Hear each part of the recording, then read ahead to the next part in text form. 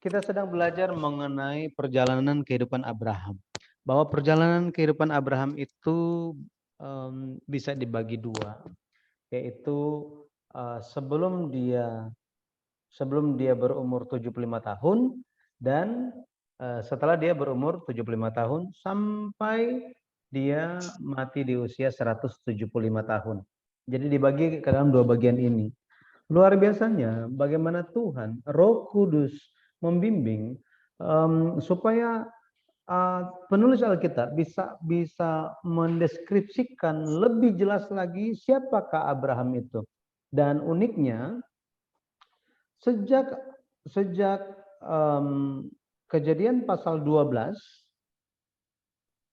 Alkitab mencatat dengan detail apa kehidupan yang dijalani oleh Abraham sampai sejak dia berumur 75 tahun sampai nanti dia mati di usia 175 tahun. Alkitab catat banyak mengenai hal ini. Jadi sebelum berumur 75 tahun Alkitab nggak catat. Sehingga lewat tuntunan Roh Kudus kita pun dibimbing dengan melihat struktur kitab Kejadian ini. Oh, kita harus lebih memperhatikan. Kenapa? Karena Alkitab menyingkapkan seperti apakah Abraham itu. Nah, Pendeta Abraham Park, penulis seri sejarah perebusan, menegaskan begini. Jika kita tidak mengenal Abraham, maka kita tidak akan bisa mengenal Yesus. Kenapa? Karena Abraham merupakan pintu untuk masuk ke dalam perjanjian baru. Nah ini, Abraham adalah pintu untuk masuk, untuk membuka perjanjian baru. Dan memang benar, kalau kita lihat di Matius 1 ayat 1 dikatakan, inilah silsilah Yesus Kristus, anak Daud, anak Abraham. Kemudian silsilah berlanjut, yang diperkenalkan lebih dulu adalah Abraham. Abraham memperkenalkan Ishak, Ishak memperkenalkan Yakub, dan seterusnya sampai Yesus Kristus lahir. Jadi mengenai Abraham, di dalam buku seri yang ke-10 yang ditulis oleh Pendeta Abraham Park, beliau mengajak kita untuk memperhatikan Abraham itu dari 4 sisi. Yang pertama itu tentang perjalanan kehidupan Abraham. Dia pernah pergi kemana aja? Ya, apa yang terjadi di sana? Apa makna dan apa ya? Bagaimana ini ada hubungannya dengan kedatangan Yesus Kristus? Apa hubungannya dengan kita? Pelajarannya bagi kita. Jadi itu tempat-tempat perjalanan Abraham. Kemudian tentang perjanjian Abraham. Tentang perjanjian, ada 7 perjanjian yang Allah dirikan dengan Abraham. Kemudian ada perintah yang Allah berikan kepada Abraham. Nah, jadi hal-hal ini kita akan pelajari dan kita sedang melihat di bagian yang pertama, yaitu tempat-tempat ya, Abraham pernah hidup, pernah tinggal. Kita sedang membahas yang terakhir tentang Hebron. Hebron ini adalah tempat setelah Abraham berpisah dengan Lot. Di Hebron terdapat peristiwa-peristiwa yang terjadi. Peristiwa-peristiwa yang terjadi. Yang pertama itu dicatat di Kejadian pasal 14. Kejadian pasal 14 ini bicara tentang Perang Dunia Pertama di dalam Alkitab. Dalam Alkitab. Dan secara khususnya pembebasan Lot.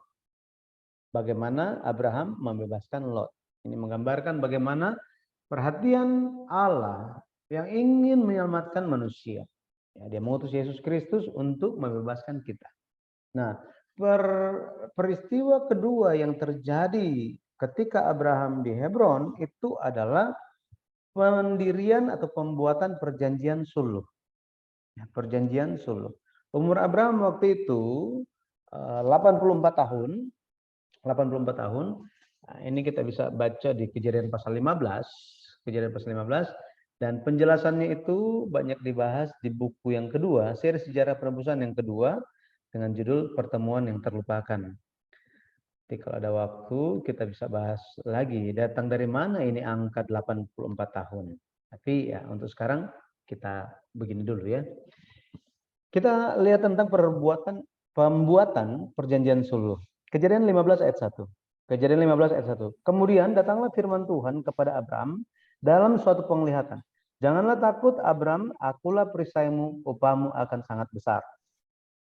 Kalau kita perhatikan kata kemudian, ya, kata kemudian ya, menjadi permulaan dari kejadian pasal 15. Di dalam terjemahan lainnya itu dikatakan after these things, setelah peristiwa-peristiwa ini terjadi, setelah semua hal ini terjadi. Nah, maka bahasa aslinya pun bicara hal yang sama. Maka ekspresi ini menunjuk kepada peristiwa apa yang barusan lewat, yang barusan terjadi. Ya. Artinya setelah peristiwa apa? Yaitu peristiwa Abraham berperang melawan 4 kerajaan yang dari timur ini. Abraham membebaskan Lot, mengalahkan 4 kerajaan ini. Kemudian ada juga peristiwa dia menerima berkat dari Melkisedek dan kemudian dia memberikan persepuluhan. Jadi setelah peristiwa ini Allah mendirikan perjanjian suluh dengan Abraham. Nah, tetapi ada satu ekspresi yang unik di situ. Ketika Allah bertemu dengan Abraham sebelum mendirikan perjanjian, Allah katakan apa? Janganlah takut. Ingat, kita perlu ingat, Allah dia mengenal hati manusia. Dia mengetahui isi hati manusia. Apa yang ada di dalam hati manusia yang tidak tampak di luar. Allah bicara apa? Janganlah takut, katanya. Pertanyaannya, Abraham sementara takut sama apa? Memiliki 2 makna. Kalau kita lihat perkataan Allah ini. Yang pertama, sepertinya Abraham takut seandainya 4 kerajaan yang dari timur itu datang menyerang untuk balas dendam. Datang menyerang, ya. Serangan balik gitu. Kalau kita lihat setelah peristiwa di Kejadian pasal 14, Abraham itu menjadi sangat terkenal. Betul kan? Bayangkan, hanya seorang yang asing yang tinggal di suatu tempat, tetapi dia bisa memimpin suatu pasukan kecil dan mengalahkan 4 kerajaan yang menjadi penguasa di zaman itu.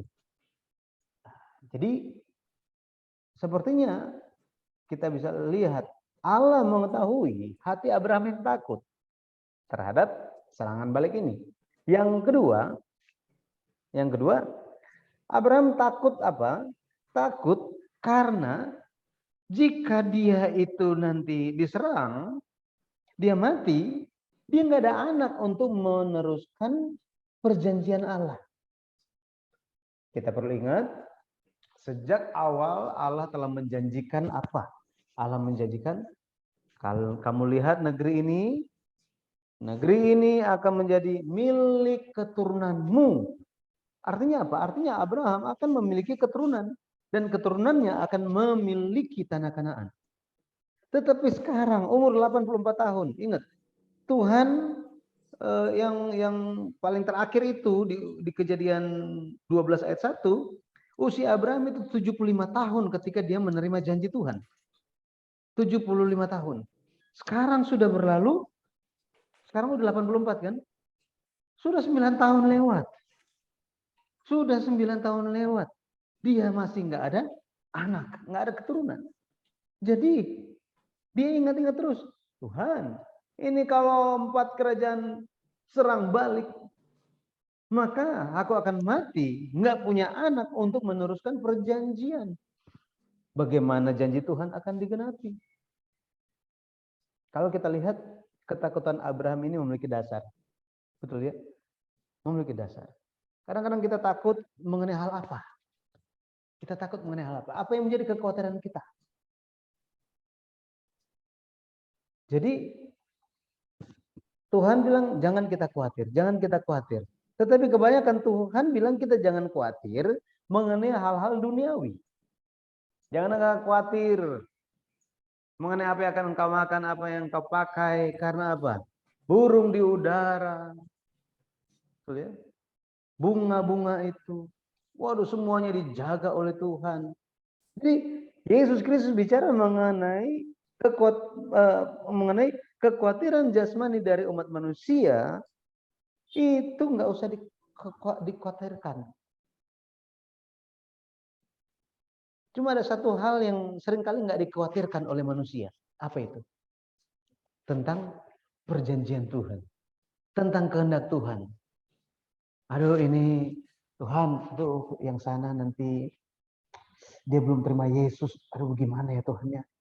Tuhan tolong, Tuhan supaya dia itu bisa selamat. Aduh, setiap kali saya ajak supaya dia datang setidaknya datang bersedia diajak ke gereja atau diajak belajar atau diajak ketemu untuk setiap kali mau berbicara tentang firman Tuhan, dia selalu tolak, hatinya keras. Aduh Tuhan, gimana ya?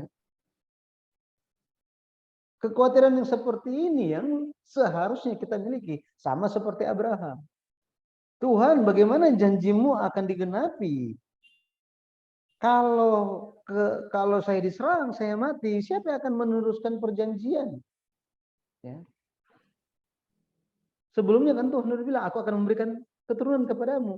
Tetapi gara-gara 9 tahun gak dapat anak, di dalam pikiran Abraham itu apa? Coba kita lihat ya. Dalam pikiran Abraham itu apa? Kejadian 15 ayat 1. Kejadian 15 ayat 1. Coba kita lihat ayat ini. Kemudian datanglah firman Tuhan kepada Abram dalam suatu penglihatan. Janganlah takut Abram, akulah perisaimu. Upahmu akan sangat besar. Wah, ini luar biasa. Abram, jangan takut, aku yang akan melindungi engkau. Upahmu akan sangat besar. Ayat yang kedua, Abram bilang apa? Abram bilang, ya Tuhan Allah, apakah yang akan engkau berikan kepadaku? Karena aku akan meninggal dengan tidak mempunyai anak. Dan yang akan mewarisi rumahku ialah Eliezer, orang Damsyik itu. Ini bukan spontanitas keluar dari mulut Abraham. Tetapi selama 9 tahun dia telah melihat bagaimana Tuhan nggak berikan saya keturunan. Upah apa yang Tuhan berikan padaku? Upah yang sangat besar yang seperti apa? Anak aja nggak punya. Aku akan mati sebentar lagi. Dan yang akan menjadi ahli warisku adalah Eliezer, orang Damsyik itu. Nah, dari sini Tuhan bilang, Abraham, coba sini. Ya, coba lihat keluar. Lihat di langit. Kamu lihat bintang-bintang. Nah, dari sini kita tahu bahwa apa situasinya, konteks kejadian pasal 15 itu malam hari. Ya, malam hari. Lihat, bisa hitung bintang-bintangnya? Nggak bisa Tuhan. Seperti itulah nanti keturunan. Di sini apa yang terjadi? Allah menanamkan keyakinan kembali kepada Abraham. Bayangkan, seorang Abraham janji tentang tanah dan keturunan ini diulang-ulang kepadanya. Kalau kita lihat di Kejadian pasal 12 aja itu udah diulang berapa kali? Ya. Udah diulang sampai beberapa kali kan? Kejadian pasal 13 juga diulang juga di situ. Kejadian pasal 15 diulang juga di sini. Kalau kita lihat di kejadian pasal 17 diulang juga, 18, 19 semuanya diulang-ulang. Jadi Allah tetap menanamkan keyakinan kepada seorang Abraham. Itu sebabnya kenapa Allah perlu menanamkan keyakinan kepada Abraham. Karena Abraham masih manusia. Masih manusia. Betul ya? Pikiran sendiri bisa muncul. Tetapi pikiran sendiri itu bisa dikalahkan dengan firman Tuhan. Kenapa kita perlu belajar Alkitab? Kenapa kita perlu setiap hari Tuhan kita datang ke gereja untuk beribadah? Supaya kita diyakinkan lagi. Supaya kita dikuatkan lagi lewat firman Tuhan, lewat pekerjaan Roh Kudus, lewat persekutuan. Nah, ini suatu hal yang diajarkan kepada kita hari ini. Makanya Yesus kemanapun dia pergi, dia selalu apa? Dia selalu ajarkan firman. Ajarkan firman. Bahkan kepada murid-muridnya selalu itu tukang lupa itu. Murid-murid. Tukang lupa. Dari awal kalau kita lihat contoh. Ya, contoh. Mereka ingin tahu. Ya, mereka ingin tahu. Mereka ingin diyakinkan. Apakah guru mereka itu Mesias atau bukan? Benar kan? Sebagai pengikut pasti ingin, wah pokok ini kayaknya jalan yang benar deh. Ini saya pegang yang benar deh. Bagaimana mereka bisa diyakinkan? Mereka diyakinkan bahwa Yesus adalah Mesias yang dinubuatkan dengan cara apa? Dengan cara memberitahukan bahwa Elia sudah datang. Nah ini, Elia sudah datang. Yang dimaksud oleh Yesus siapa? Itu adalah Yohanes Pembaptis. Matius pasal 11 mencatat mengenai hal itu. Matius pasal 11. Yohanes Pembaptis lagi di dalam penjara. Dia suruh murid-muridnya pergi kepada Tuhan Yesus. Tolong tanya, engkaukah yang kami nantikan itu atau kami harus tunggu orang lain? Muncul di dalam nada kalimat ini, muncul pertanyaan ini menyiratkan keraguan kan? Betul ya? Engkau yang kami tunggu atau kami harus tunggu yang lain? Waktu itu Yesus Kristus berbicara. Berbicara bahwa apa? Yohanes Pembaptis itu adalah Elia yang dijanjikan. Dia adalah Elia yang dijanjikan. Ya, nanti bisa baca di Matius pasal 11. Akan tetapi beberapa waktu berlalu, murid-murid yang sudah tahu bahwa guru mereka lah yang adalah Mesias. Tetapi mereka ketemu dengan orang-orang Yahudi, ketemu dengan imam-imam, ketemu dengan orang Farisi. Mereka bilang begini, oh guru kamu adalah Mesias. Tahu nggak? Pernah belajar nggak sih? Kalian kan semua kan nggak pernah sekolah teologi ya. Itu di dalam kitab suci dikatakan bahwa Elia harus datang, baru Mesias akan datang. Mana Elianya?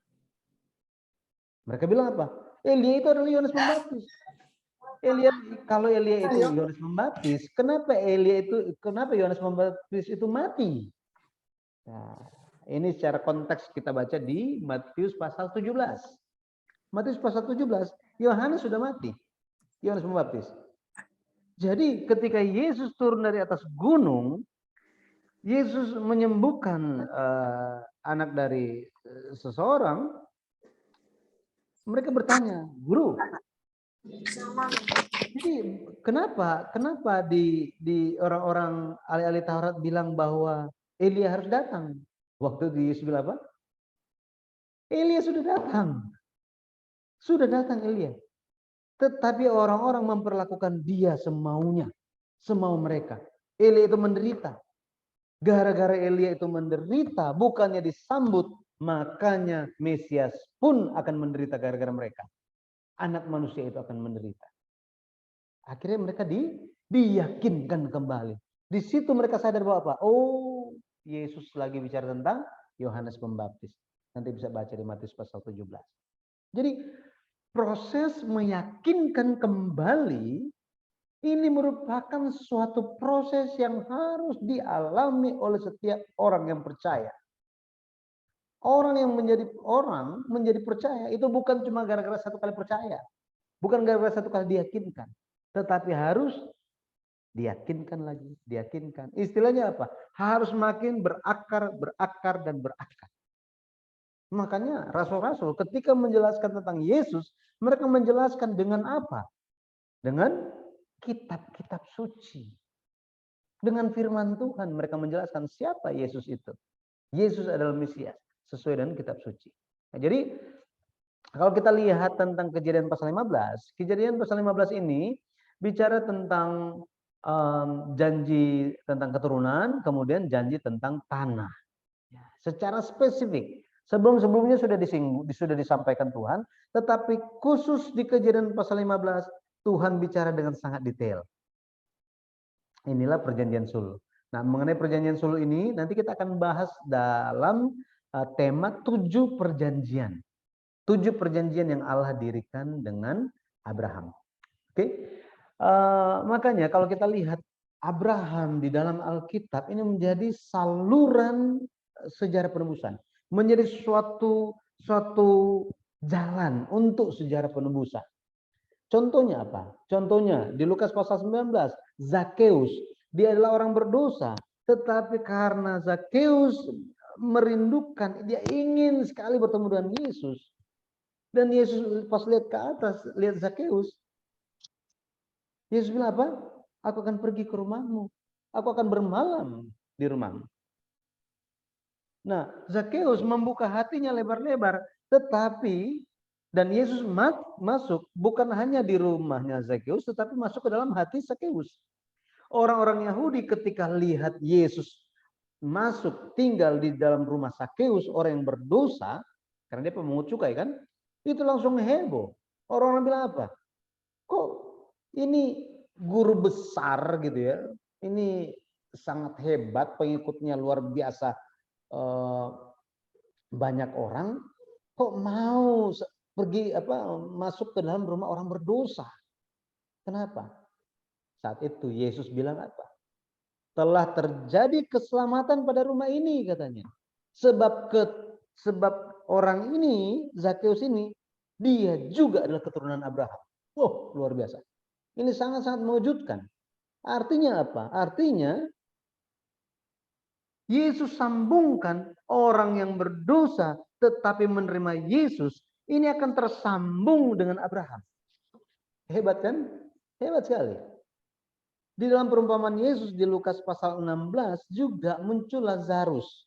Lazarus dan orang yang kaya. Lazarus orang yang pengemis ini, dia mati. Setelah dia mati dikatakan bahwa dia dibawa malaikat-malaikat ke pangkuan Abraham. Ini menyambungkan apa? Menyambungkan perjanjian baru dengan Abraham. Bahwa saluran keselamatan itu sudah dibangun di atas dasar iman siapa? Iman Abraham. Iman Abraham. Yesus pun bilang bahwa apa? Di hari akhir, Matius 8 ayat 11, di hari akhir akan banyak orang datang berbondong-bondong. Duduk makan bersama Abraham, Ishak dan Yakub, katanya, di kerajaan surga. Oh, ini luar biasa. Jadi Abraham meskipun dia hidup sekitar 2000 tahun sebelum Yesus, Yesus tetap berbicara mengenai Abraham. Mengenai Abraham. Supaya orang-orang di zaman itu kembali ingat siapa Abraham, bagaimana imannya, bagaimana perbuatan atas imannya. Pekerjaan-pekerjaan yang Abraham lakukan. Tetapi mereka menolak dia. Hari ini ketika kita mempelajari tentang Abraham, kita sementara diajak, mari kita mengenal Abraham. Kenapa? Karena jika orang-orang tidak mau mengenal Abraham, bagaimana mungkin keselamatan bisa terwujud? Oh, saya percaya Yesus. Oh ya, Yesus itu adalah anak Abraham, keturunan Abraham. Yesus menggenapi setiap janji Tuhan kepada Abraham. Oh ya sudah, yang penting kan Yesusnya, Abraham ya. Siapa yang peduli tentang dia lah? Saya yang penting Yesus aja. Yang lain itu saya nggak peduli. Yesus aja, yang penting saya pegang Yesus aja. Yesus sebentar menekankan tentang Abraham, tetapi banyak orang tidak mau mengenal Abraham. Ya, nah, seperti ini. Oke, jadi mengenai perjanjian sulu ini didirikan Allah dengan Abraham di Hebron. Ini menjadi peristiwa yang kedua. Nah, secara khusus tentang perjanjian sulu kita akan bahas nanti di dalam tema 7 perjanjian. Nah, peristiwa yang ketiga dan keempat, kalau kita lihat ini bicara ini tersambung sebenarnya itu tentang Abraham, ya Abraham mengambil Hagar sebagai istri, kemudian setahun selanjutnya Hagar melahirkan Ismail. Jadi Ismail lahir. Kalau kita baca di Kejadian 16, jadi Abraham berumur 85 tahun ketika mengambil Hagar. Ya. Jadi ini peristiwa 1 tahun setelah perjanjian sulh. Kalau kita baca Kejadian 16 ayat 2, Kejadian 16 ayat 2, Sarah bicara kepada Abraham, "Engkau tahu Tuhan tidak memberi aku melahirkan anak. Karena itu, baiklah hampiri hambaku itu." Jadi ini ada kata memohon, kata, "Udahlah Abraham, kamu ambil saja hambaku Hagar itu sebagai istri." Supaya perjanjian Tuhan digenapi. Jadi mereka ingin menggenapi janji Tuhan dengan pikiran mereka. Dengan pikiran manusiawi mereka. Jadi kalau kita lihat Abraham di kejadian pasal 16, kejadian pasal 16, kalau kita perhatikan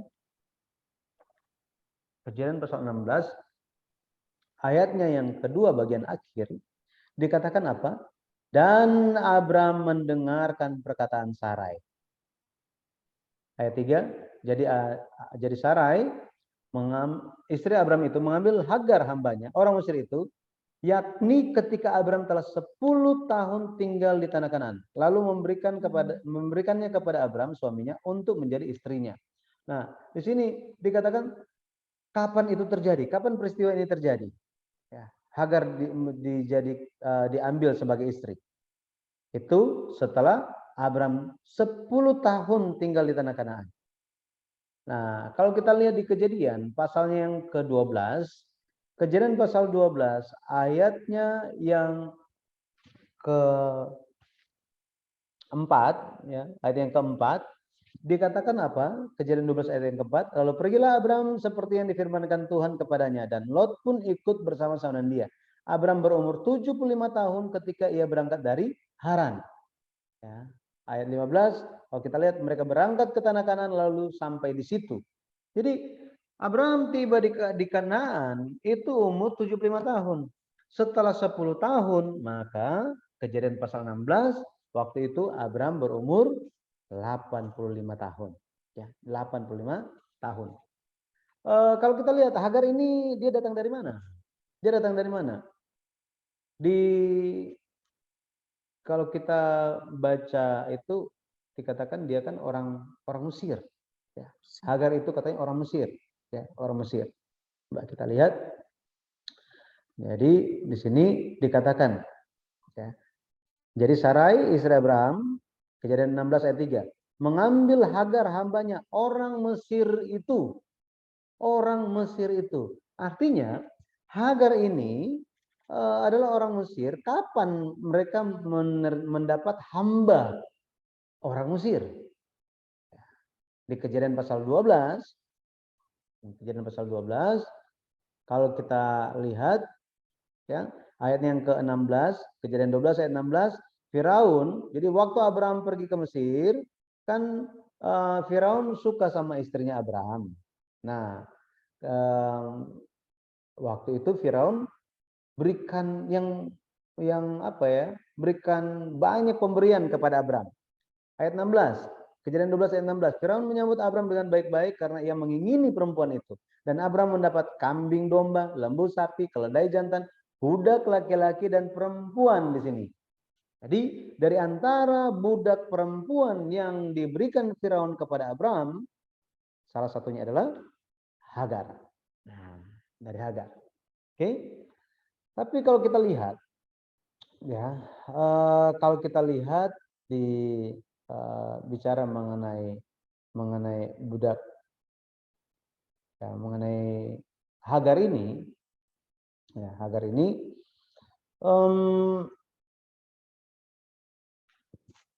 pada akhirnya Hagar yang sekarang statusnya adalah istri, dia kemudian mengandung, ya, dia mengandung dan di tahun selanjutnya kalau kita lihat di umur 85 Hagar diambil sebagai istri, kemudian di umur 86 Ismail lahir. Ismail lahir. Nah, seperti ini. Jadi kalau kita lihat 84 tahun perjanjian sulh itu dibuat. Kemudian 85 tahun Abram mengambil Hagar. Mengambil Hagar 86 tahun Hagar memperanakan Ismail. Nah, kalau kita lihat di sini, ya, kalau kita lihat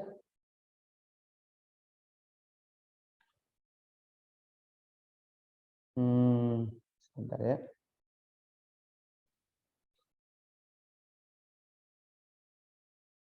Abraham dia melupakan, ya, dia melakukan hal yang sama seperti sebelum Allah mendirikan perjanjian suluh dengan dia. Jadi pikiran Abraham ketika umur 80 tahun, ya, ketika Abraham umur 80 tahun, sebelum perjanjian suluh itu didirikan, Abraham berpikir bahwa yang menjadi ahli waris adalah Eliezer. Dan hal ini terus berlangsung. Ketika dia umur 85 tahun, dia tetap berpikir bahwa apa? Ya, mungkin lewat Hagar dia akan dapat keturunan. Dia umur 86 tahun, Ismail lahir. Dan ini terus berlangsung sampai umur 99 tahun. Coba kita lihat. Di kejadian pasal 17, kalau kita lihat ketika Allah hendak memberkati Abraham. Jadi kejadian 17 itu Allah mengganti nama Abram dan nama Sarah dan menjadi Abraham, dan dari Sarah yang menjadi Sarah. Nah, di kejadian 17 ayat yang ke-15 dikatakan begini, selanjutnya Allah berfirman kepada Abraham. Ini ketika Allah berbicara tentang penggantian nama Sarai menjadi Sarah. Tentang istrimu Sarai, janganlah engkau menyebut dia lagi Sarai, tetapi Sarah, itulah namanya. Ayat 16, aku akan memberkatinya dan daripadanya juga aku akan memberikan kepadamu seorang anak laki-laki. Bahkan aku akan memberkatinya sehingga ia menjadi ibu bangsa-bangsa. Raja-raja bangsa-bangsa akan lahir daripadanya. Ayat 17 bilang apa? Ayat 17. Abraham tertawa dalam hatinya dan bilang apa? Mungkinkah bagi seorang yang berumur 100 tahun, ya, misalnya tahun depan gitu ya, tahun depan itu 100 tahun dia. Mungkinkah nanti ketika dia usia 100 tahun itu akan dapat anak? Mungkinkah Sarah yang berumur 90 tahun itu melahirkan seorang anak? Jadi Abraham lagi berpikir menempatkan diri 1 tahun selanjutnya. Karena dia umur 99 tahun. Menurut kejadian 17 ayat 1. Waktu itu Abraham bilang apa? Sekiranya Ismail diperkenankan hidup di hadapan. Jadi kita bisa melihat Abraham tetap di dalam pikirannya itu memahami bahwa yang menjadi pewaris adalah Ismail. Bukan dari Sarah, bukan dari istri yang dijanjikan. Pada akhirnya pikiran dia berubah. Target yang dia pahami, yang menjadi pewaris Abraham, pewaris perjanjian, itu baru sepenuhnya berubah ketika di umur 100 tahun. Ketika Tuhan tunjukkan Ishak. Dan ini digenapi. Kejadian 21 ayat 12. Sesuai dengan firman Tuhan, Abraham mengusir Ismail dan Hagar. Ya, hal ini terjadi sesuai dengan perjanjian. Ya. Maka seperti apa kondisi iman Abraham ketika ia mengambil Hagar? Ya, seperti apa? Ini tadi kita sudah lihat, ya. Ketika dia umur 84 tahun, dia pikir yang menjadi ahli waris adalah Eliezer. Karena Tuhan gak berikan anak. Tetapi setelah dia menerima perjanjian suluh, dia diteguhkan. Dia coba mendapatkan anak dengan istrinya. Tetapi 1 tahun berlalu, ya 1 tahun berlalu, dia nggak punya anak juga. Kejadian pasal 16 pada akhirnya Sarah datang kepada Abraham dan Sarah bilang, mungkin lewat pembantu saya, lewat hambaku Hagar orang Mesir itu, maka kita akan dapat keturunan. Abraham pada akhirnya berpikir, oh bisa juga seperti itu. Ya, nanti kalau Hagar dapat anak, ya itu juga nanti akan jadi anaknya Sarah, ya, jadi anaknya Sarah. Hal ini terus ada di pikiran Abraham sampai dia berumur 99 tahun. Bayangkan. Sejak umur 85 tahun sampai 99 tahun itu ada berapa? Berapa lama? Ada 14 tahun Tuhan gak omongan dengan Abraham.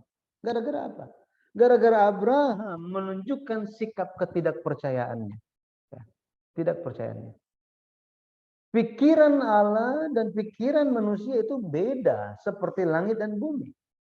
Yesaya 55 ayat 8 sampai 9. Bagaimana kita tahu? Bagaimana seharusnya Abraham itu merespon, bagaimana sikap iman dia terhadap firman Tuhan yang mengatakan bahwa engkau akan mendapatkan anak dari tubuhmu sendiri, engkau akan dapat keturunan dari istrimu. Itu adalah dengan mengingat lagi dan menyadari lagi bahwa firman Tuhan sekali dia keluar itu akan terjadi. Tidak akan kembali dengan sia-sia. Firman Tuhan itu pasti digenapi. Dan firman Tuhan inilah firman yang sama dengan firman yang menciptakan dari tidak ada menjadi ada. Meskipun Sarah sudah mati haid, tidak bisa, tidak ada, tidak memenuhi persyaratan untuk bisa mendapatkan anak. Tetapi firman Allah sudah disampaikan. Jadi seperti apa kondisi kita hari ini? Mungkin kita membuat kita berpikir, dari sudut pandang waktu, dari sudut pandang keadaan saya saat ini, sepertinya janji Tuhan agak sulit digenapi deh. Maka kita harus ingat bahwa apa? Bahwa firman Tuhan jika sudah keluar itu pun pasti digenapi. Tidak peduli seperti apa keadaan kita, firman Tuhan pasti akan digenapi. Ya, akan digenapi. Makanya mari kita terus melihat kehendak Tuhan. Kita terus berdoa supaya kasih karunia Tuhan itu benar-benar bekerja di dalam masing-masing kita dan juga keluarga. Apa yang Tuhan telah percayakan kepada saya untuk saya lakukan. Baik itu pelayanan, baik itu menjaga iman keluarga, menyampaikan firman kasih karunia kepada banyak orang. Nah ini perlu. Jadi kita bisa lihat pada akhirnya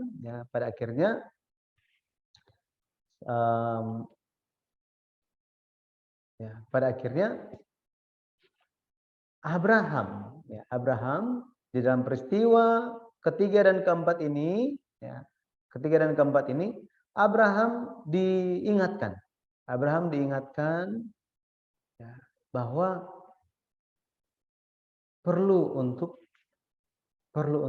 selalu memeriksa iman dia.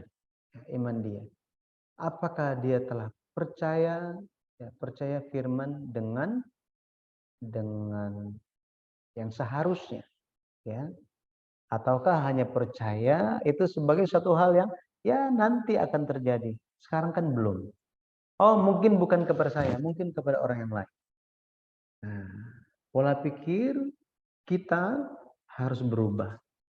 Bagaimana firman Tuhan itu disampaikan, mari kita amin dan jalankan. Maka Tuhan akan bekerja dan menunjukkan pekerjaan-pekerjaan besarnya kepada kita. Ya, jadi kita semua sedang masuk ke dalam sejarah penebusan, ya, dalam sejarah penebusan dari Allah. Dari kitab Kejadian sampai kitab Wahyu. Dari Adam sampai Yesus sampai hari ini, bahkan sampai Tuhan datang kembali, semuanya merupakan sejarah penebusan. Dengan satu tema, apa? Segala sesuatu di dunia ini, semua kehidupan ini, sementara berjalan dalam satu tema, yaitu penyelamatan dari Tuhan. Tuhan ingin lewat kita, bukan cuma kita yang diselamatkan, tetapi banyak orang yang lain. Dan keselamatan itu bisa terwujud bukan hanya ketika pertama kali percaya Yesus, menerima iman, tetapi harus terus-menerus diperbaharui. Jadi diperbaharui itu bukan cuma satu kali, tetapi hari demi hari kita diperbaharui. Kita adalah ciptaan yang baru katanya. Ya, 2 Korintus 5:17 dikatakan kita semua adalah ciptaan yang baru di dalam Kristus. Tetapi kalau kita renungkan dan lihat diri kita hari ini, sepertinya lebih banyak manusia lama daripada ciptaan baru. Gitu ya. Baik itu secara pikiran, iman, dan perbuatan, perkataan. Oh, akhirnya hari ini kita sadar. Kita perlu berusaha lagi. Seperti Abraham, dia terus-menerus diyakinkan. Tuhan tidak membuang Abraham. Tuhan, meskipun Abraham sudah melakukan dosa, Allah tetap memberikan kepada Abraham kesempatan untuk bertobat, untuk memperbaiki dirinya. Sama seperti itu, hari ini kita perlu memperbaiki diri kita. Melalui apa? Melalui firman Tuhan. Firman Tuhan. Jadi kalau kita hanya lihat sejarah Abraham, hanya sejarah begitu saja, ya pada akhirnya itu kita dan Alkitab itu akan menjadi jauh. Kita dan firman Tuhan itu akan ada jarak. Tetapi melalui pelajaran seri sejarah perusahaan ini, kita memperhatikan kehidupan Abraham, pada akhirnya Abraham itu seperti ada di depan kita. Gitu ya. Ada di depan kita dan sementara menasehati kita. Ingatlah zaman dahulu kala. Perhatikan keturunan tahun-tahun keturunan yang lalu. Apa yang terjadi? Tanyalah, maka akan ku katakan seperti apa yang terjadi zaman dulu. Pelajarilah, sadarilah, milikilah hikmat. Ya, di hari ini saya berdoa di dalam nama Tuhan Yesus Kristus kita semua bisa disadarkan kembali. Setiap hari mari kita jalankan dengan satu pemahaman, satu sudut pandang bahwa firman Tuhan telah disampaikan. Percayalah firman Tuhan itu akan digenapi dalam kehidupan kita. Haleluya. Amin.